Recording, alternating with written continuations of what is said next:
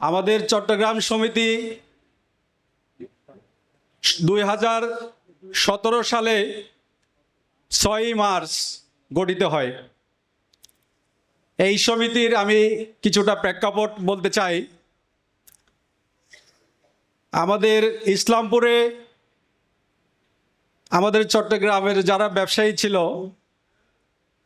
আমাদের আগে, হয়তো 4-5 জন মুষ্টিমেয় ব্যবসায়ী হবে।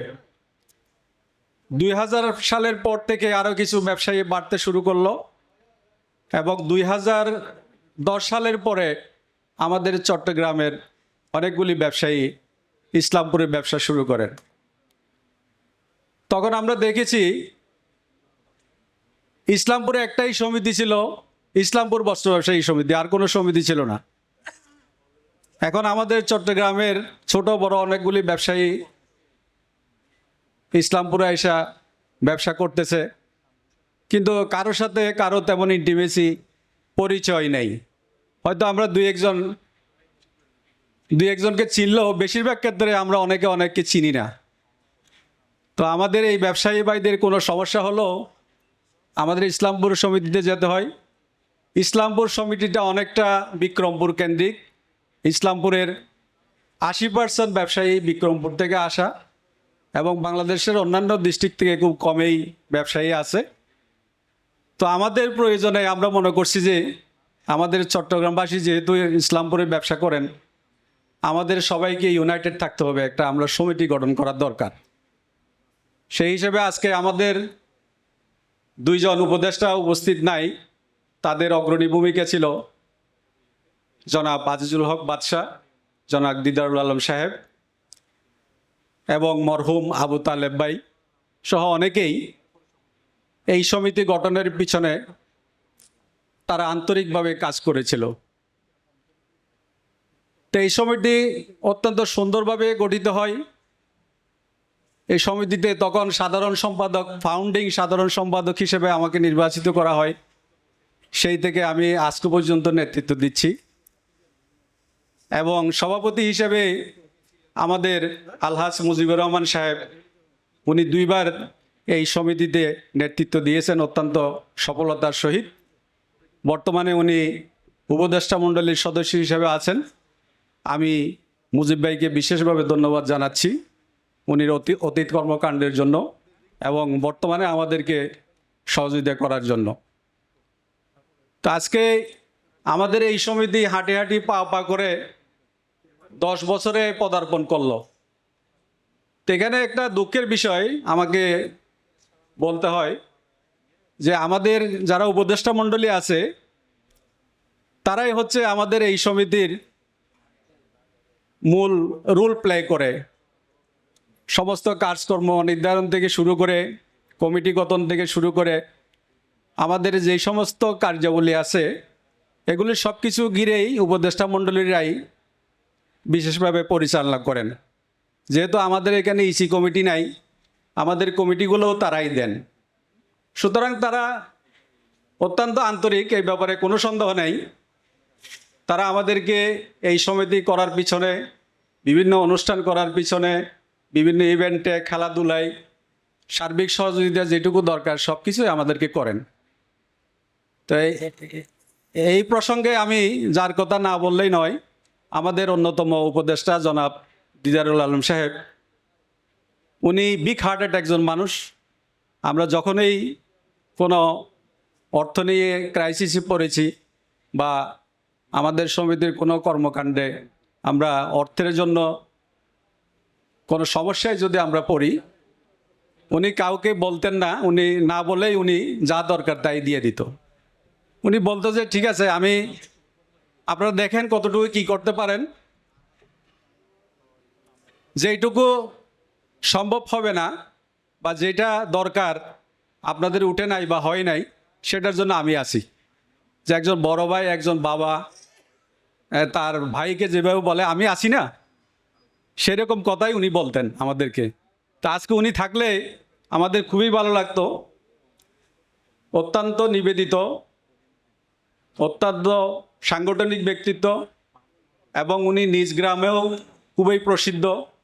তার গ্রামে উনি অনেক মসজিদ মাদ্রাসা অবকাঠামোগত উন্নয়ন নিজের উদ্যোগেই করেছেন, আমরা সবাই দেখেছি। সুতরাং ওনাকে আমরা মন থেকে দোয়া করি, আমাদের সমস্ত উপদেষ্টা মণ্ডলী যারাই আছে সবাইকে আমরা মন থেকে দোয়া করি।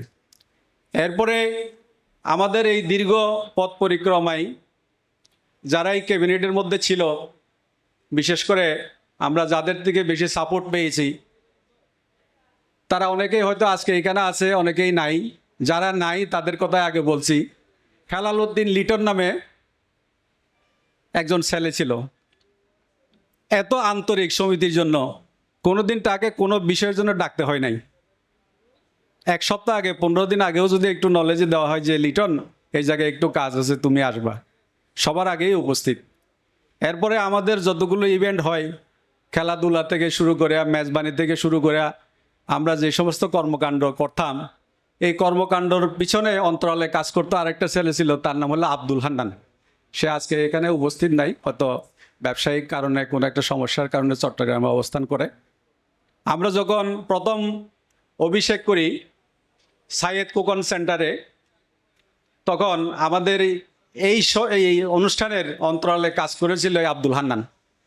আব্দুল হান্নানের সৃষ্টিশীল কর্মকাণ্ডের মাধ্যমে আমাদের অনুষ্ঠানটি বাংলাদেশের ব্যবসায়িক জগতের একটা সেরা অনুষ্ঠান হিসেবে পরিগণিত হয়েছিল, যেগুলি FBCCI বা অন্যান্য বড় বড় সংগঠনে দেখা যায়। আমরা প্রজেক্টরের মাধ্যমে আমাদের চট্টগ্রামের কৃষ্টি কালচার ঐতিহ্য আমরা বক্তৃতার মাধ্যমে এবং প্রজেক্টরের মাধ্যমে আমরা তুলে ধরছি।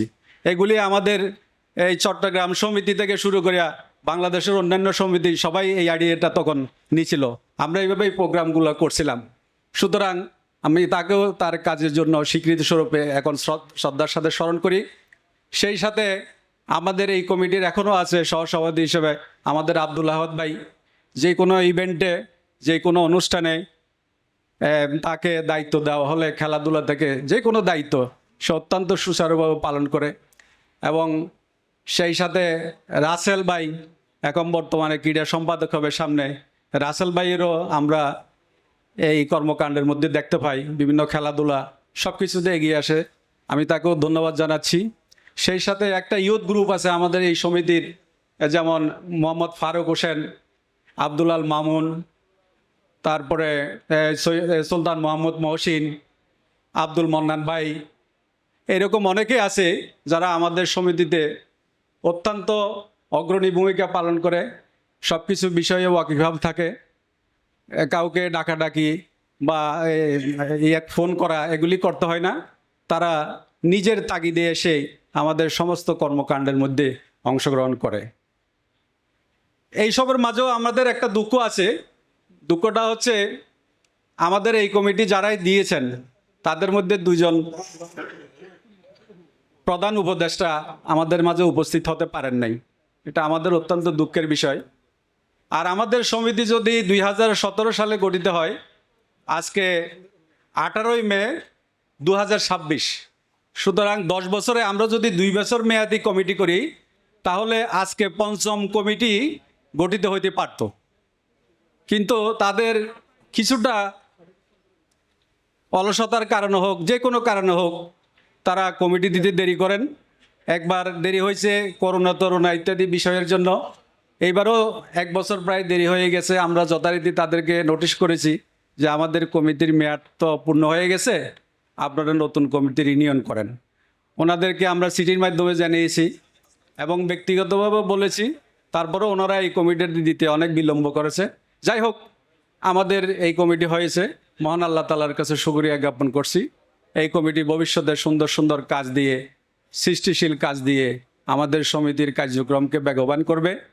এই নতুন কমিটিতে যারাই আসছে, আমরা আগের কমিটিতে বিশেষ করে 3য় যেটা সেশন, এই সেশনের মধ্যে আমাদের অনেক সময় কোরাম আপনার ফিল আপ হইতো না, যার জন্য আমরা অনেক সিদ্ধান্ত নিতে হিমশিম খেতাম।